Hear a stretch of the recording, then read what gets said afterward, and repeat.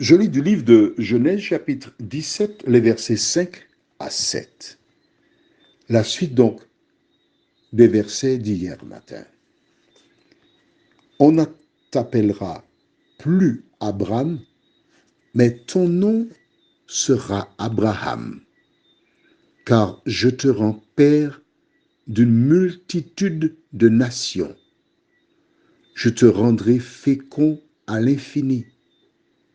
Je ferai de toi des nations et des rois sortiront de toi. J'établirai mon alliance entre moi et toi et tes descendants après toi, selon leur génération.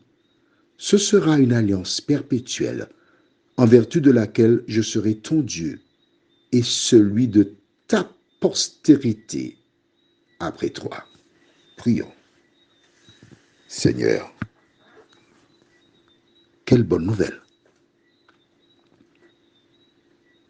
Alors que nous allons décortiquer ces versets qui sont si beaux,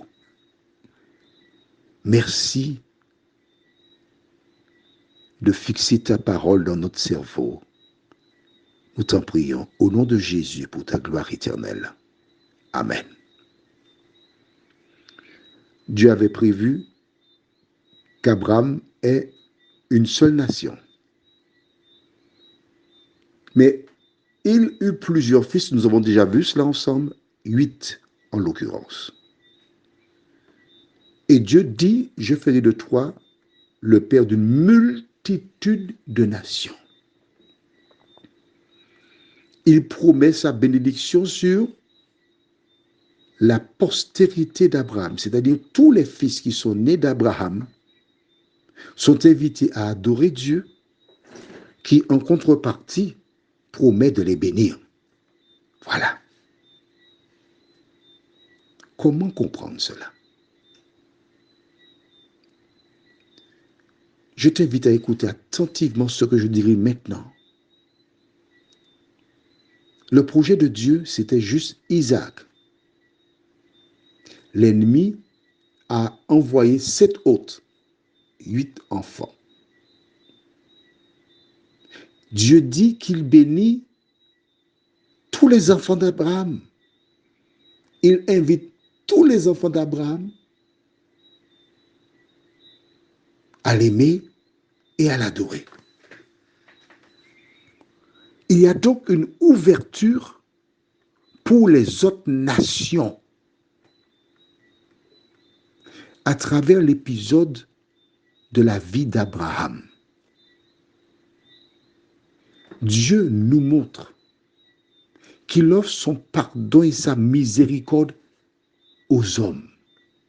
C'est pourquoi plus tard, Jean écrira dans Jean 3, verset 16, « Car Dieu a tant aimé le monde, qu'il a donné son Fils unique, afin que quiconque croit en lui ne périsse point, mais qu'il ait la vie éternelle. » Tous les fils d'Abraham étaient invités à connaître Dieu,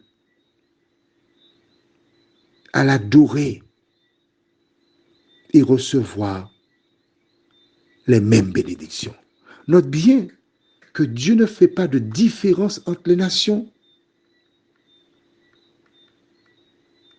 Il dit au verset 7, « J'établirai mon alliance entre moi et toi et tes descendants après toi selon leur génération.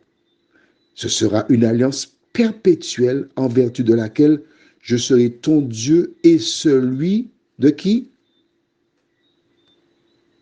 De ta postérité après toi. » Si aujourd'hui, les Hébreux revendiquent Dieu comme leur Dieu, les autres qui sont autour d'eux peuvent aussi revendiquer Jéhovah ou je suis comme leur Dieu. Parce que c'est l'alliance qui a été faite par Dieu entre Abraham et lui. Cela nous montre que Dieu n'était pas restrictif comme certaines personnes imaginent. Il est ouvert sur la postérité d'Abraham. Maintenant, qu'en est-il de toi? Parce que nous voyons que, en tant qu'enfant de Dieu, on accepte Jésus. Est-ce que moi, je fais partie de la postérité? Existe-t-il un lien entre Dieu et moi? Parce qu'on a bien vu qu'il était question d'Abraham et de ses descendants. Alors, je t'invite à prendre le livre de Galates, chapitre 3. Galates, chapitre 3. Galates, c'est dans le Nouveau Testament. J'aime bien quand tu cherches en même temps que moi, parce que j'aime quand tu lis. On a déjà vu ça à maintes reprises, après le livre de 1 Corinthiens, 2 Corinthiens. Galates 3, verset 29 déclare: Et si vous êtes à Christ, vous êtes donc la postérité d'Abraham, héritier selon la promesse. La multitude dont il est question, ce n'était pas seulement Ismaël et les autres,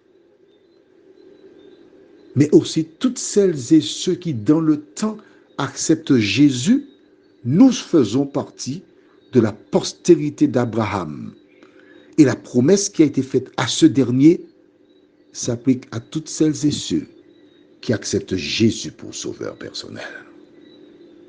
Prions. Notre Dieu, notre Père, le projet, c'était que d'Isaac, Jésus vienne au monde, le Messie. Le projet, c'était que le peuple d'Israël devait être la lumière, te faire connaître. À travers différentes expériences de la Bible, nous voyons quand Esther arriva dans le royaume, elle fut fidèle à son Dieu. Le peuple se tourna vers l'Éternel des armées. Plus tard, quand Daniel arriva en Babylone, le roi Nebuchadnezzar rédigea un courrier exigeant aux hommes d'adorer le Dieu de Daniel.